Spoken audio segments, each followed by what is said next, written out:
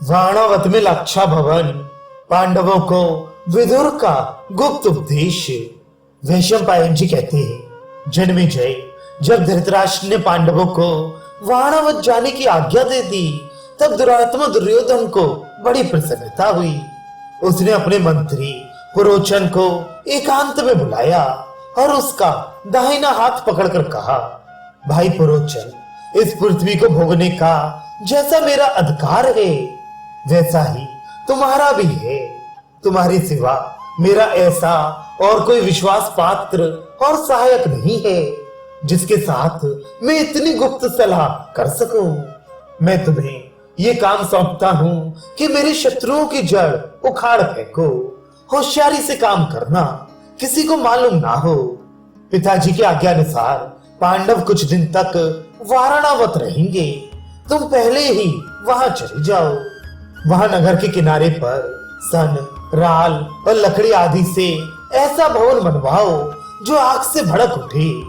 उसकी भीतों पर घी, तेल, चर्बी और लाख मिली हुई मिट्टी का लेप करा देना। पांडवों को परीक्षा करने पर भी इस बात का पता ना चले। उसी में कुंती, पांडव और उनके मित्रों को रखना। वहां दिव्य आसन, वाहन और शैया सजा देना। फिर वे विश्वास पूर्वक निश्चिंत होकर सो जाएं तो दरवाजे पर आग लगा देना। इस प्रकार जब वे अपने रहने के घर में ही जल जाएंगे तो हमारी निंदा भी ना होगी। पुरोचन ने वैसा करने की प्रतिज्ञा की और एक खच्चर जुती हुई तेज गाड़ी से वहां को चल दिया। वहां जाकर उसने दुर्योधन के आज्ञा अनुसार महल तैयार करवाया। समय आने पर पांडवों ने यात्रा के लिए शीघ्रगामी और श्रेष्ठ घोड़ों को रथ में जुड़वाया। उन लोगों ने बड़े दीन भाव से बड़े बूढ़ों के चरणों का स्पर्श किया, छोटों का आलिंगन किया और फिर यात्रा की। उस समय कुरुवंश के बहुत से बड़े बूढ़े, बुद्धिमान विदुर और सारी प्रजा युधिष्ठिर के पीछे पीछे चलने लगी। पांडवों को उदास देखकर निर्भय ब्राह्मणों ने आपस में कहा, राजा धृतराष्ट्र की बुद्धि मंद हो गई है, तभी तो वे अपने लड़कों का पक्षपात करते हैं। उनकी धर्म दृष्टि लुप्त हो रही है। पांडवों ने तो किसी का कुछ बिगाड़ा नहीं है। अपने पिता का ही राज्य उन्हें प्राप्त हो रहा है। फिर धृतराष्ट्र इसे भी क्यों नहीं सहते? पता नहीं धर्मात्मा भीष्म ये अन्याय कैसे सह रहे हैं। हम लोग ये सब नहीं चाहते, सह भी नहीं सकते।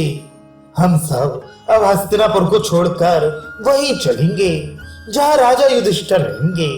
पुरवासियों की बात सुनकर तथा उनका दुख जानकर युधिष्ठिर ने कहा, पुरवासियों, राजा धृतराष्ट्र हमारे पिता परम मान्य और गुरु हैं। वे जो कुछ कहेंगे वह हम निशंक भाव से करेंगे।